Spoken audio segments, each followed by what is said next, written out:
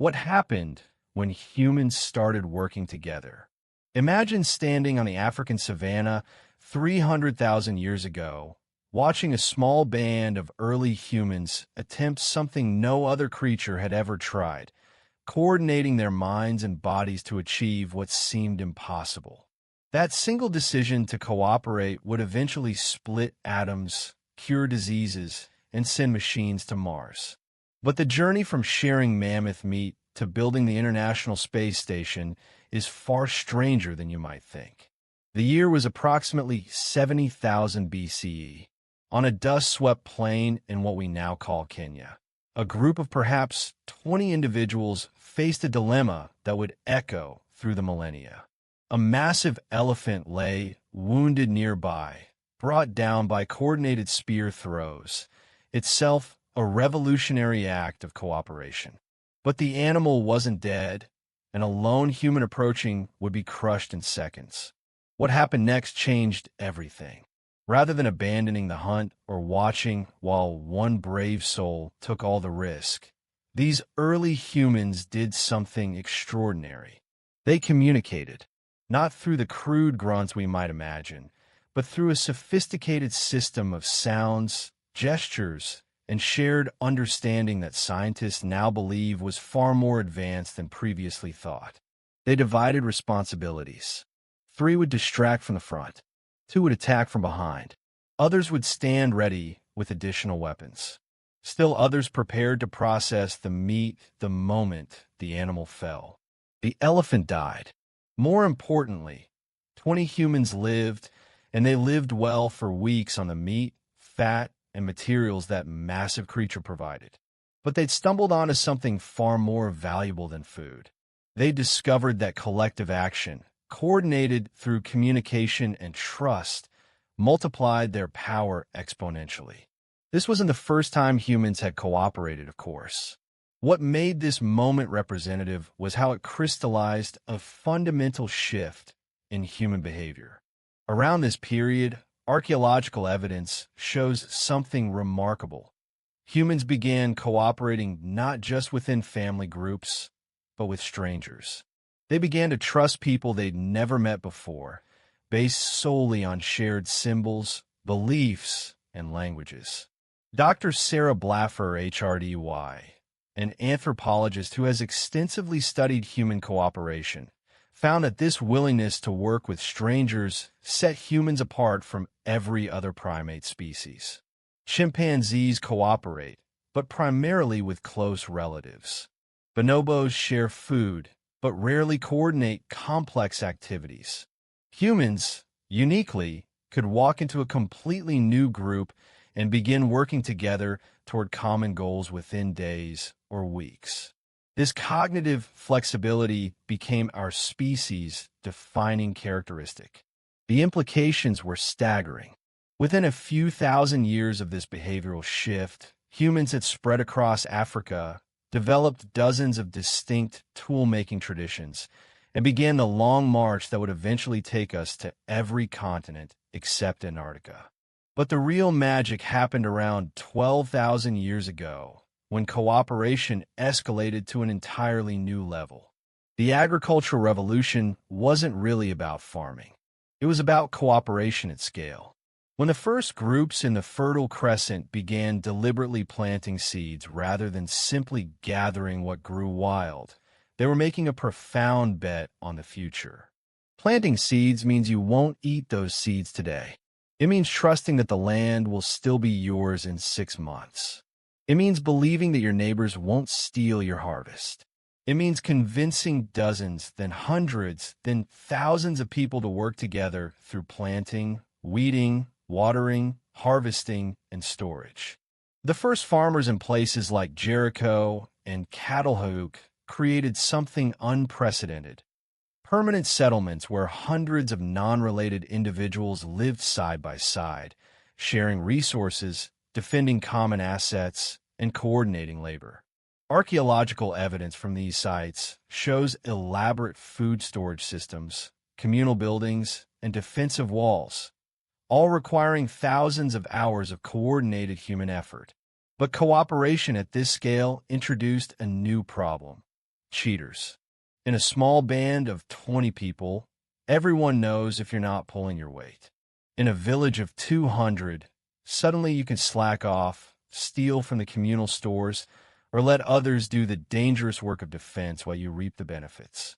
This problem, how to maintain cooperation as groups grow, would haunt humanity for the next 14,000 years.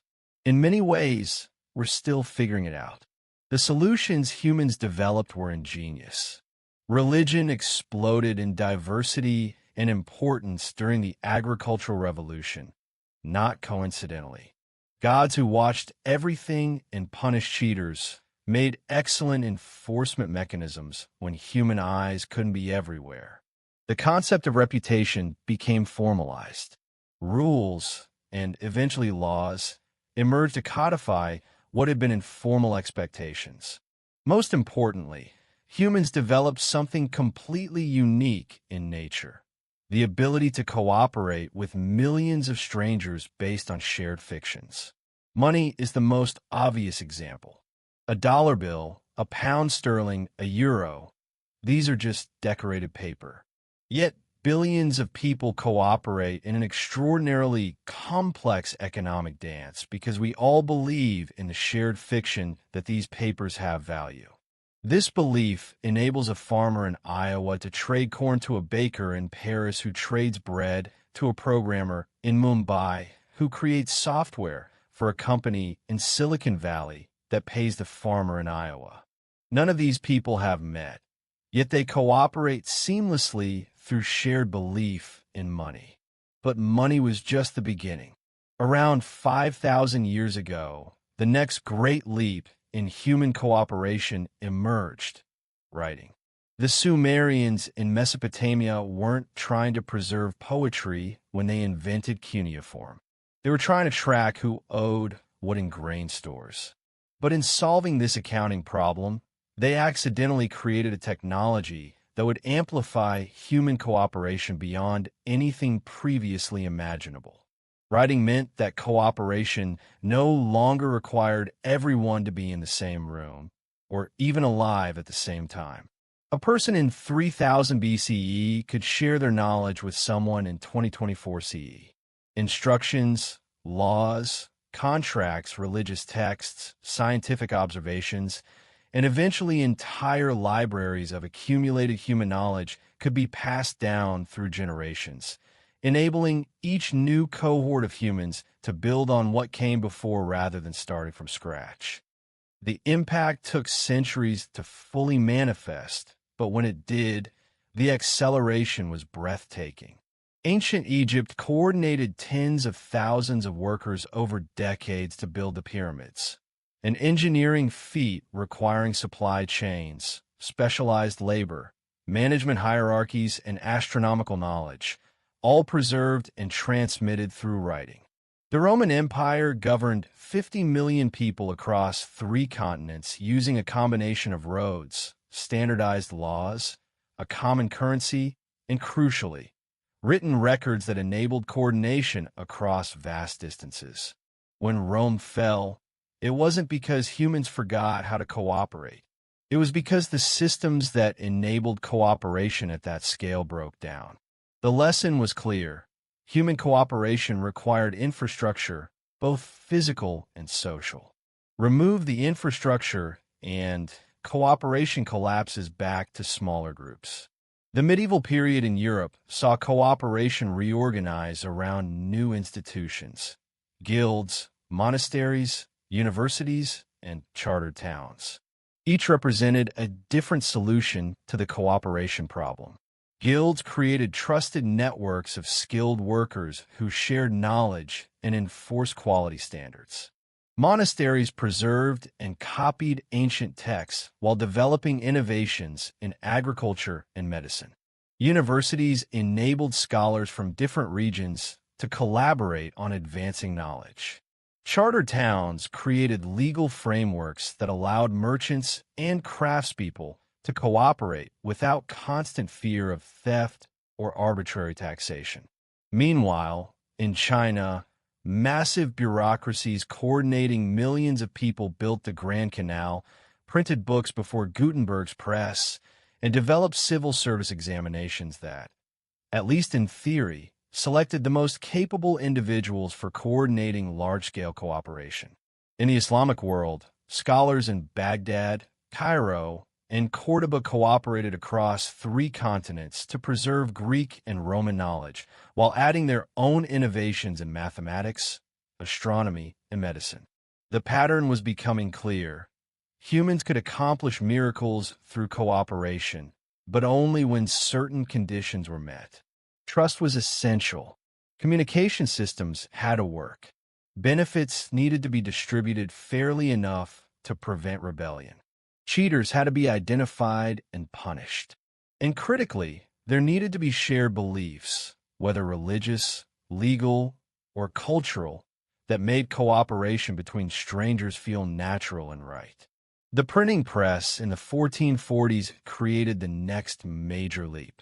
Johannes Gutenberg probably didn't realize he was revolutionizing human cooperation when he figured out how to mass-produce books. He was just trying to make money. But by making written knowledge cheap and widely available, he enabled a new form of cooperation, the scientific community. Before the printing press, a natural philosopher in England might spend years duplicating experiments already done by someone in Italy simply because knowledge spread so slowly. After the printing press, researchers could publish findings that would reach colleagues across Europe within months. This enabled cumulative collaboration where each generation built on the last with increasing speed. The scientific revolution wasn't really about individual genius, though there were geniuses. It was about creating systems that enabled thousands of intelligent people to cooperate in advancing knowledge. The Royal Society in London, founded in 1660, made this explicit. Their motto was nullius in verba, take nobody's word for it. But the Society's real innovation was creating a system where scientists shared findings, replicated experiments, and collectively validated or rejected claims.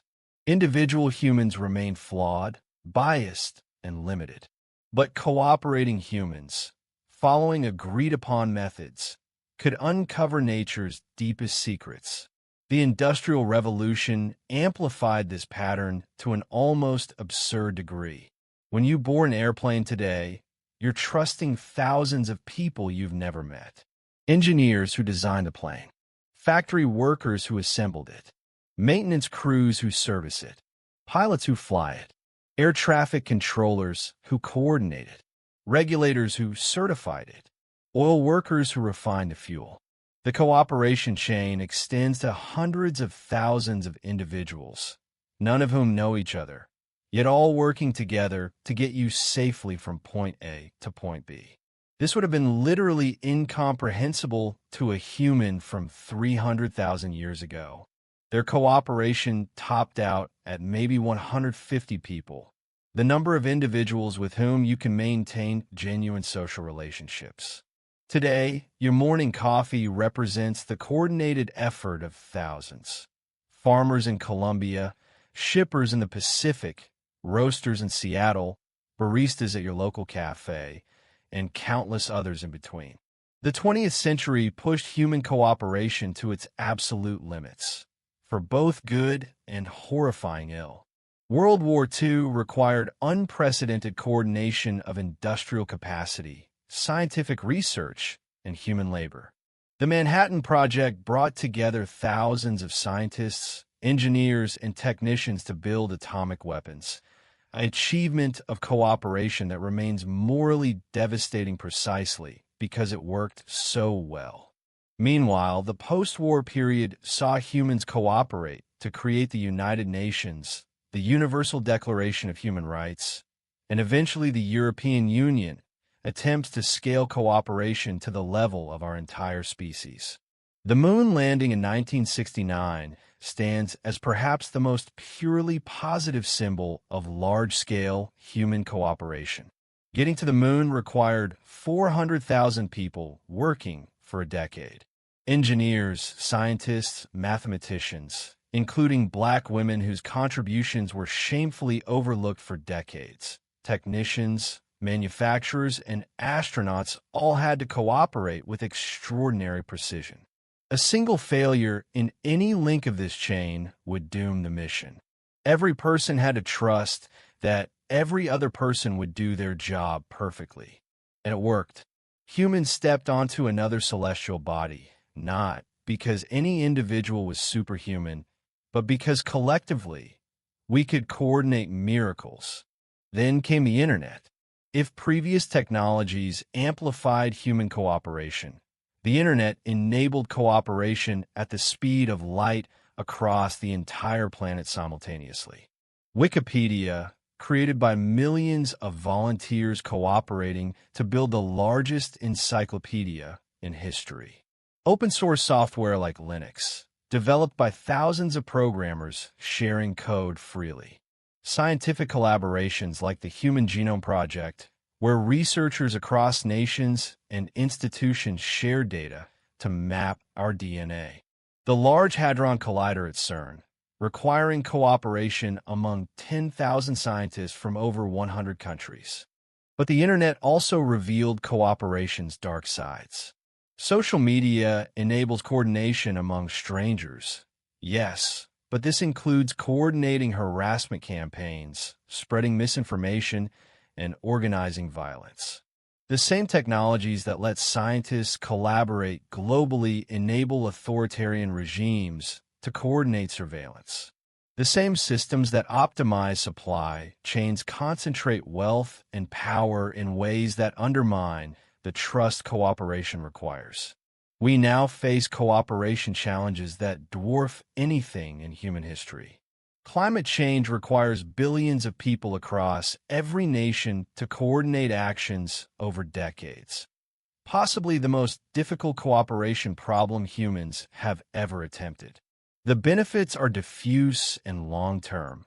The costs are immediate and localized, and cheaters can prosper by letting others carry the burden.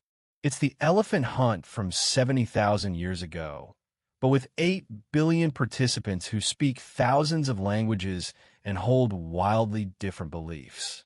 Yet there are reasons for hope. Humans cooperated to eliminate smallpox globally, an achievement requiring coordination across ideological divides during the Cold War. We cooperated to ban chlorofluorocarbons and heal the ozone layer. We cooperated to develop COVID-19 vaccines in record time, with unprecedented sharing of research data and methods. When the incentives align and the systems function, humans can still coordinate miracles. The question isn't whether humans can cooperate at scale. We've proven we can. The question is whether we can redesign our cooperation systems fast enough to address challenges evolving faster than our institutions. Democracy, markets, international law, scientific institutions. These are all technologies for enabling cooperation.